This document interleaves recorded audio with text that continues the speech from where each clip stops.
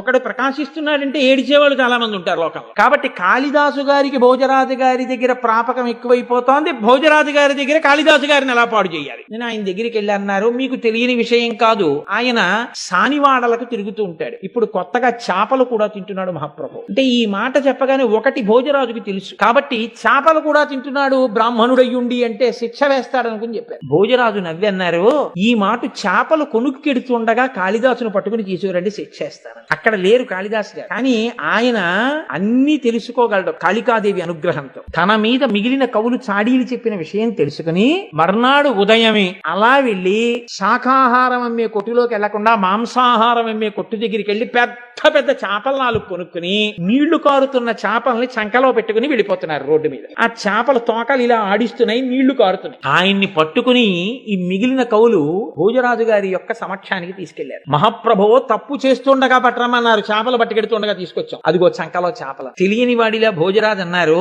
కక్షేకిం తవ, చంకలో ఏం పెట్టుకొచ్చావు కాళిదాసు అన్నారు. అంటే ఆయన అన్నాడు, పుస్తకం. పుస్తకం పట్టుకొచ్చాను. ఓహో, పుస్తకం పట్టుకొచ్చావా? కిముదకం, అందులోంచి నీళ్లు కారుతున్నాయే ఏమిటి అన్నారు. కావ్యార్థ సారోదకం, అది ఆ పుస్తకం మహాకావ్య, కావ్యం యొక్క సారం అలా కారుతోంది అన్నారు. ఓహో, అంత గొప్పదే. గంధం కిం, మంచి వాసన కూడా వస్తుంది.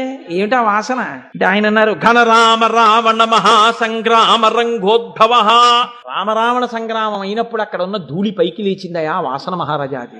ఓహో, పుచ్చక్కిం, మరి ఏదో తోక కనపడుతోందే వెనక్కి, అదేమిటన్నారు. ఘనతాళ పత్ర లిఖితం, చాలా పెద్ద తాటాకు గ్రంథం ఇది, అందుకని తోక కనపడుతోంది నీకన్నారు. ఓహో, కిం పుస్తకం హే కవే, ఏం పుస్తకమో అది అంటే రాజన్ భూసుర దైవతైశ్చ పఠితం రామాయణం పుస్తకం, రాజులు బ్రాహ్మణులు అందరూ చదివేటటువంటి పుస్తకం లోకంలో ఏదో ఆ రామాయణం నా చంకలో ఉందన్నారు. అలాగా ఇలా ఇయ్యి అన్నారు భోజరాజు గారు. ఇలా తీసి అక్కడ పెట్టాడు, అది రామాయణ గ్రంథంగా మారిపోయింది.